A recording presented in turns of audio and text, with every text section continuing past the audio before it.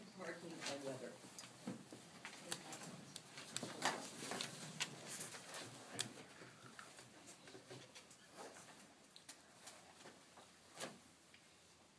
When I go for exercise, this is how it starts.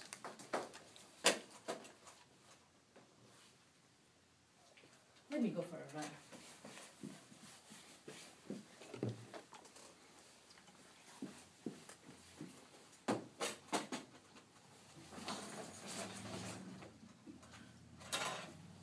Because I exercise to lose weight, whereas I am married to a person who runs and runs just because he loves it.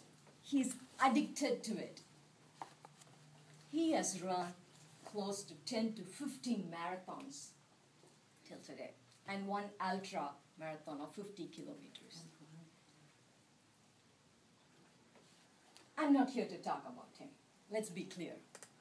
I'm here to talk about myself. I belong to the category what I call as marathoner supporters. Don't confuse me with people who cheer along the lines of a marathon. That's just like a one-time job, not like a supporter. There are three important things that are the bane of my life when it comes to being a supporter: food, parking, and weather. Food. Imagine this. You are in Greece. You are totally jet-lagged. You barely went to sleep by 2 a.m. And at 4 a.m., you wake up to this sound.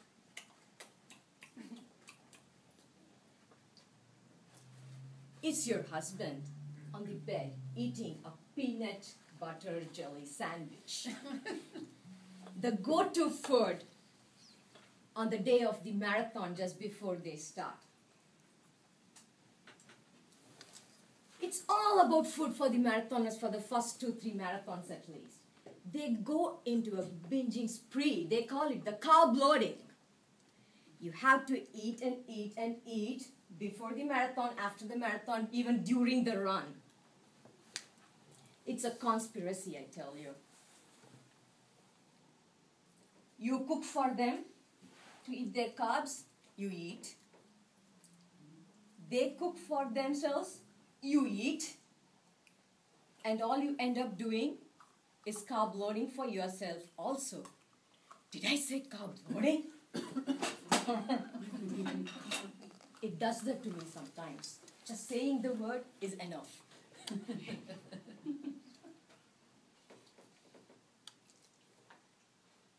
I even can handle food, but what about parking?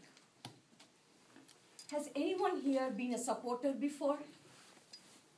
Okay, good. You must know what I mean by parking. To find a parking space on the day of the marathon, it's like a mirage. It's equivalent to finding a parking space in a jam-packed mall during Christmas. You can see the marathoners running over there. The roads are all blocked. But you have to reach to them somehow, and you just cannot find a parking space. Have you ever been to a mall? You see a space somewhere really far away, and you take all your drive and you try to find the space only to see that it's a handicapped parking space. Has it ever happened to you guys? Right? That's the mirage I'm talking about. Once when I had to drop a friend for a marathon, I had a 2-year-old sitting at the back saying, thanking the heavenly abode, constantly chanting, "Thank God I am not driving. Thank God I am not driving." Imagine trying to find a parking space with a 2-year-old constantly chanting behind saying, "Thank God I'm not driving." No, I didn't chide her. I didn't tell anything to her because she has to be a supporter someday and she has to learn the trade.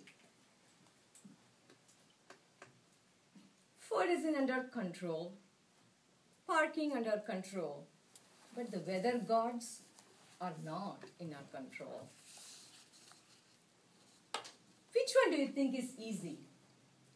Running in 37 Fahrenheit or standing in 37 Fahrenheit?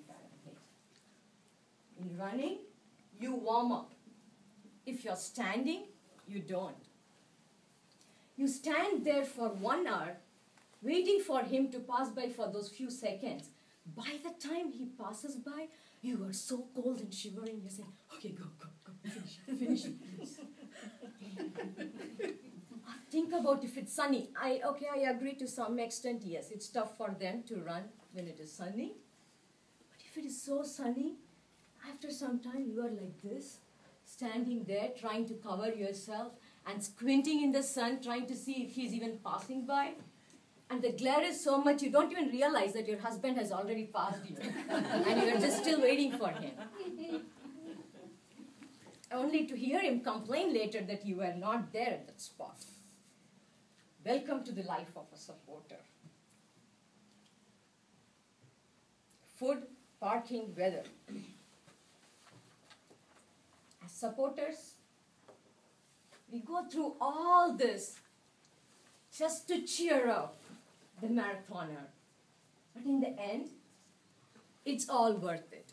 It's pure happiness when he crosses the 26.2 miles, all exhausted, but still with a smile on his face, bringing a smile in your